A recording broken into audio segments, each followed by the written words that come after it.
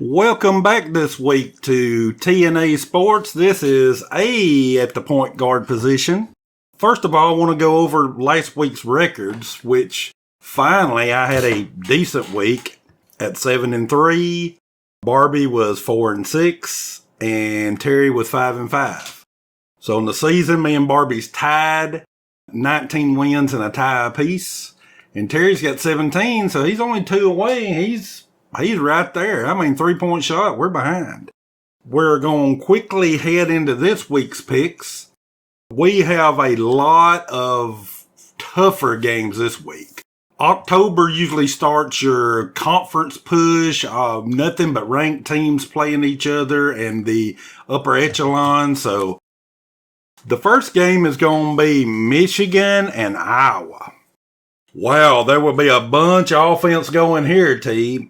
But it's going to be my double-digit dog of the week. Iowa at home. Michigan has shown that they are not the unbeatable machine everybody thought the first few weeks. Schedule's getting a little tougher. This game is going off at 10.5 for Michigan. That's too many points. They beat Maryland by 7 last week. I am going Iowa as my double-digit dog. What you got this week, T? Well, not going to take long for us to disagree this week. I've actually got Michigan in this one. I just feel like Michigan they played one of their worser games last week. Also think Iowa's going to really struggle to score points. So with that being said, I think Michigan puts, upper 20s, lower 30s on the board, and I think there's no way Iowa gets into the 20s. So I think Michigan covers pretty easy.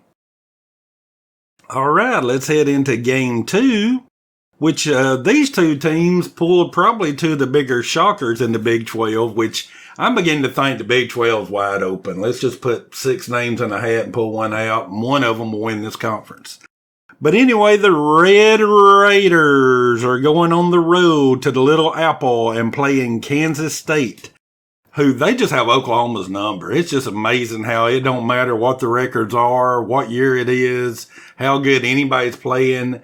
They beat Oklahoma. That's just what they do. So K-State is actually favored in this game. 8-point favorite for them over the Red Raiders. The Red Raiders did me good last week with Texas. They played NC State tough on the road. I'm going with the Red Raiders to pull this line. I don't necessarily think they'll win in the Little Apple, but the Red Raiders will pull the 8. Well, Texas Tech screwed me last week. So this week, I'm not going against the Red Raiders again. I think they cover. Don't really think they win, but I do think they cover. All right, let's head into game 3. We go into the best conference in the nation, the SEC. Kentucky is at Ole Miss. Ole Miss is 6.5-point favorite. Ole Miss has not played any kind of quality competition so far. Kentucky went into the swamp and won by 10. I think Will Levis is a very good quarterback. Kentucky seems to either play down or up to their competition. They will play up this week, and they will cover the 6.5 and could possibly win straight up. I'm just going to totally agree with everything you just said. I couldn't say it any better myself. I got Kentucky, the same thing. I think they cover and could see them pulling this one out. Okay, game number 4. The Beavers. Boy, how they hung with USC, I'll never know. They're on the road at Utah. 10.5 for Utah at home. Utah is a very good home team. Oregon State, you get them out of Corvallis, they're more susceptible to being putting points on. I just like Utah here at home. I look for them to dominate. And I don't think the Beavers can put 2 very strong games like that back-to-back together. Take Utah. Yep, I'm going to agree with you again. Oregon State just doesn't play as good away from home. They proved that last week again by how well they did play at home. I also think they're not going to put together 2 performances like that against probably the top 2 teams in the Pac-12. I got Utah too, somewhere in the 14 range.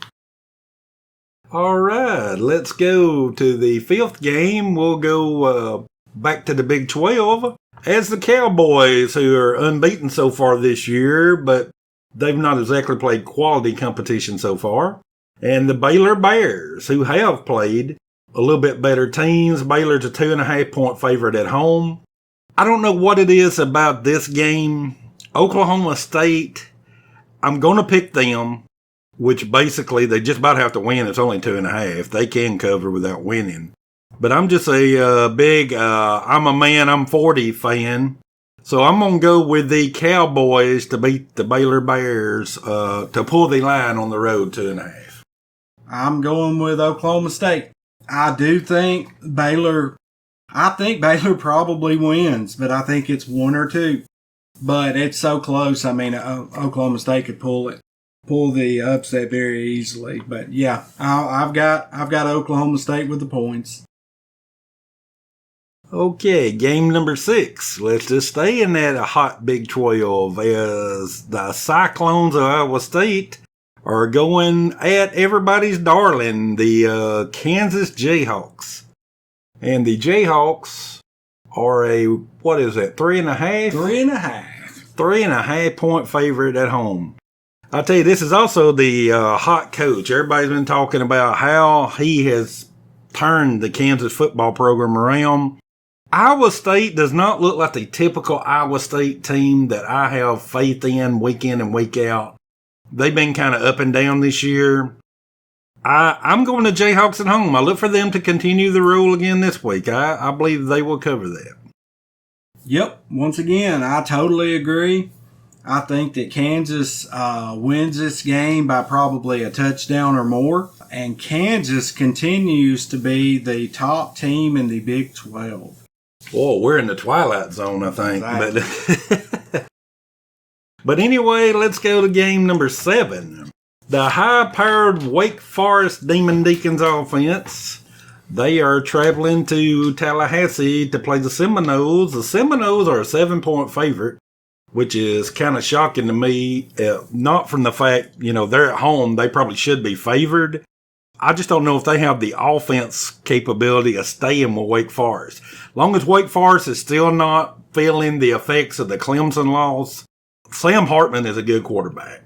He's the better quarterback in this matchup. I've got to go Demon Deacons in a high-scoring affair here. All right, we're going different, finally. I'm taking FSU in this one. I think Wake Forest is going to suffer a little bit from that Clemson overtime game. I think they're going to come out slow. Florida State, I think, is going to jump out to a big lead.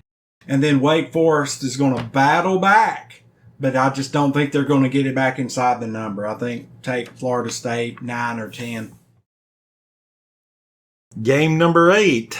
Them Aggivators. Boy, they always give me problems having to predict one of their games. Especially with that high-powered offense they got.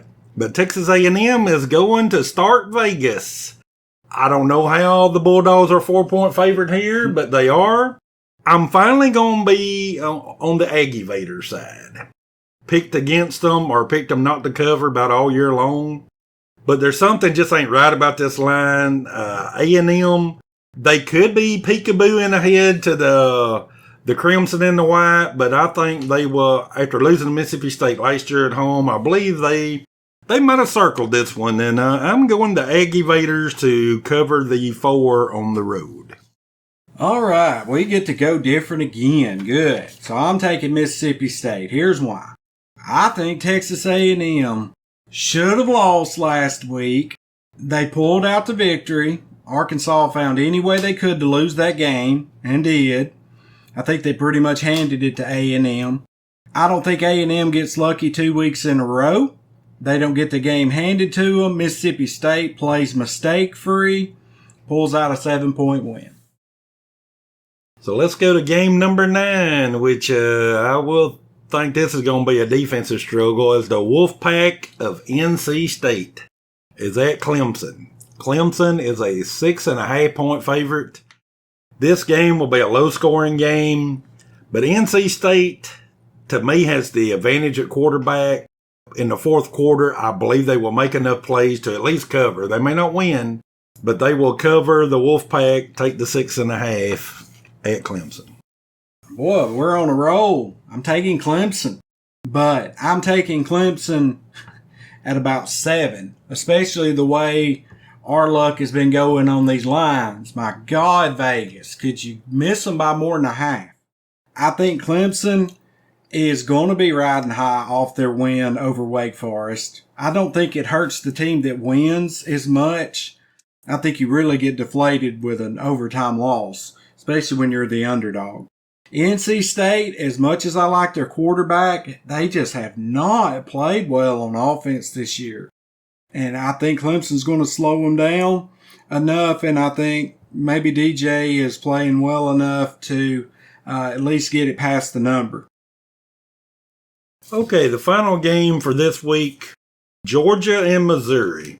Georgia really did not perform well last week, and I don't think that'll happen 2 weeks in a row. And Missouri can find more ways to lose a ball game than a bad coach on the hot seat.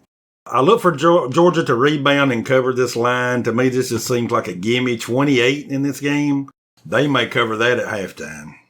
Oh, yeah, there ain't a whole lot to say about this game. Georgia by about 40-45. Barbie wasn't able to be with us this time. We're going to go ahead and let you know we're just going to read it off on the games. That way it'll be easy to track. All 10 of hers to be together. Okay, so she is picking Michigan to cover. Mm-hmm. She's also picking Texas Tech to cover. She's got the Ole Miss Rebels at home. She has Utah at home. She has the Cowboys on the road. She has the Jayhawks at home. The Demon Deacons on the road. The Bull Pups. Georgia's the Bulldogs. I have to call them the Bull Pups. Them at home. In Start Vegas. Clemson at home. And, of course, Georgia on the road. I know we didn't have it on our list this week, but before I go, I've just got to say LSU will cover against Auburn. The game didn't make our board, but LSU's going to cover against Auburn, and it's not going to be long for there is a coaching change down there. You got any opinion on that? This is just a bonus. This is not, don't go with this one, but. Yeah, LSU, definite. Yeah, that pick was so easy, we didn't want to throw that in. We really picked the 10 toughest games on the board. That's just the way we do it. We try to find and now with conference play starting, there's going to always be a bunch of good games. I mean, we are starting to get hot on our picks. You don't want to miss out. This is just so much fun for us. It can be so much fun for you. A good release from everyday stress. We will be going for now, but we will be back next week with one of us is going to go 10-0. We'll talk to you later. See you next time.